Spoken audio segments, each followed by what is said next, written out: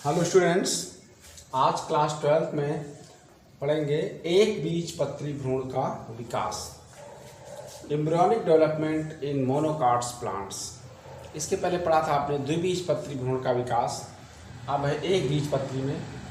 तो बच्चों होता क्या है, जैसे द्विबीजपत्री भ्रूण का विकास हुआ था उसी प्रकार एक बीजपत्री भ्रूण का विकास होगा। काफ़ी कुछ समानताएं होती हैं दोनों के डेवलपमेंट में, लेकिन लास्ट में क्या होता है, कुछ डिफ्रेंशिएशन आ जाते हैं। तो पहले शुरुआत कहाँ से करेंगे, यहाँ से फर्टिलाइजेशन के बाद, निषेचन के बाद क्या बनता है, जाइगोट। यहाँ पर लिखा हुआ है ऊस्पोर। ये ऊस्पोर की को जाइगोट कहते हैं। तो इस ऊस्पोर में यहाँ पर बीच में एक केंद्रक है, और कैसा होगा केंद्रक, ये द्विगुणित होगा, यानी 2n। केंद्रक कैसा होगा, 2n यानी द्विगुणित। जाइगोट दो भागों में विभाजित होता है। जाइगोट में एक अनुप्रस्थ विभाजन होगा पहले, तो इसमें दो कोशिकाएं बन जाएंगी, दो इस प्रकार से, एक ऊपर की कोशिका, एक नीचे की कोशिका।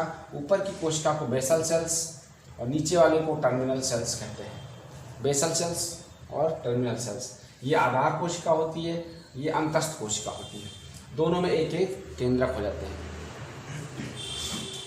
फिर अगली स्टेज में क्या है, सी स्टेज में यहाँ पर फिर विभाजन होता है। विभाजन अब दो प्रकार से होगा, बेसल कोशिका में अनुप्रस्थ विभाजन, यहाँ पर देखिए, और टर्मिनल कोशिका में एक वर्टिकल विभाजन।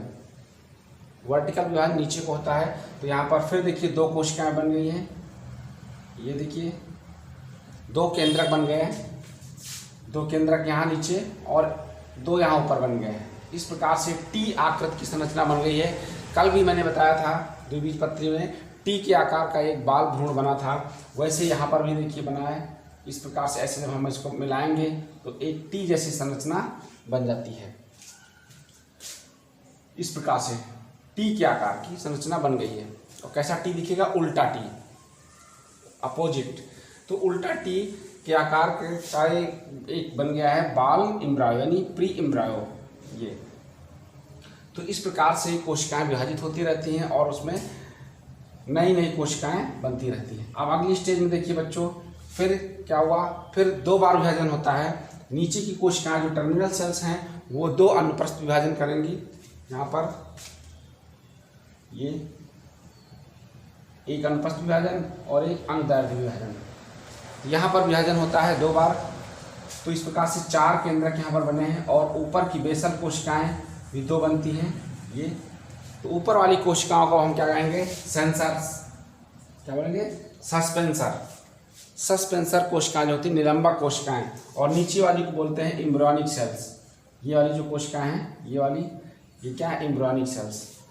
जो टर्मिनल सेल्स हैं जिनमें विभाजन वर्टिकल हो रहा है वो एम्ब्रियोनिक सेल्स, और ऊपर की कोशिकाएं अनुप्रस्थ विभाजन वाली वो सस्पेंसर सेल्स होती हैं। ये वाली सस्पेंसर है, निलंबक कोशिकाएं। तो इस प्रकार से अब जो है नेक्स्ट स्टेज में देखिए, कोशिकाएं लगातार विभाजित होती रहेंगी, विभाजन लगातार होता रहता है। तो इस प्रकार से कोशिकाएं फिर बन जाती हैं, और प्रत्येक कोशिका में एक एक केंद्रक दिखाई पड़ रहा है। ये देखिए सभी कोशिकाओं में एक एक केंद्रक दिख रहा है। फिर क्या है, अगली स्टेज में क्या होता है, फाइनल स्टेज ये है। इसमें कुछ कोशिकाएं ऊपर की ओर और कुछ नीचे की ओर जो है विन्यासित हो जाती हैं, डिफ्रेंशिएट होने लगती हैं कोशिकाएं। अब अलग अलग कोशिकाओं में डिफ्रेंशिएशन इनमें होगा। तो ऊपर की जो कोशिकाएं हैं केंद्रक, इनको बोलते हैं रेडिकल्स। रेडिकल्स मतलब मूलांकुर, जिससे मैंने कल बताया था कि जड़ का निर्माण होता है। रेडिकल से क्या बनेगा, रूट। रेडिकल्स जिसको मूलांकुर कहते हैं, इससे जड़ का निर्माण होगा। और ये कोशिकाएं होती हैं हाइपोकोटाइल्स। हाइपोकोटाइल मतलब बीज पत्राधार। ये कोशिकाएं बीज पत्राधार होती हैं, जिससे बीज पत्र का निर्माण होगा। और नीचे की पार्श्व कोशिकाएं, ये साइड वाली पार्श्व मतलब लैटरल कोशिकाएं, जो साइड में होता है, जैसे एंटीरियर, पोस्टीरियर और लैटरल। तो लैटरल मतलब साइड में जो कोशिकाएं होती हैं उनको हम क्या बोलते हैं, प्ल्यूम। ये प्ल्यूम कोशिका है। प्ल्यूम मतलब प्रांकुर। रेडिकल मूलांकुर था, प्ल्यूम क्या है, प्रांकुर। इससे क्या बनेगा, स्टेम।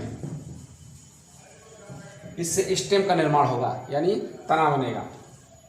और नीचे की 2 कोशिकाएं देखिए इस प्रकार से ये दिख रही हैं। नीचे की कोशिकाओं को बोलते हैं कॉटिलिडन्स। कॉटिलिडन मतलब बीज पत्र, या इनको बोलते हैं स्कूटेलम। स्कूटेलम। तो बच्चों इस प्रकार से एक बीजपत्री भ्रूण का विकास होता है। जाइगोट, जाइगोट से फिर उसमें विभाजन होता है, 2 कोशिकीय बना, फिर 4 कोशिकीय बना, फिर 8 कोशिकीय बना, और इस प्रकार से कोशिकाओं में विभाजन होता जाता है और फिर इस प्रकार की इस आकृति का एक भ्रूण बन जाता है। तो ये भ्रूण का विकास था एक बीजपत्री में। 2 बीजपत्री में और एक बीजपत्री में क्या अंतर है? बस यही है कि इसमें एक बीजपत्र बनता है लास्ट में, उसमें 2 बीजपत्र बनते हैं। लास्ट का जो फिगर आपने उसमें देखा था उसमें 2 बीजपत्र बने थे और इसमें सिंगल बीजपत्र दिखाया गया है। तो इस प्रकार से ये था एक बीजपत्री भ्रूण का विकास। अब नेक्स्ट टॉपिक में होगा भ्रूण पोष का विकास, development of endosperm. Thank you.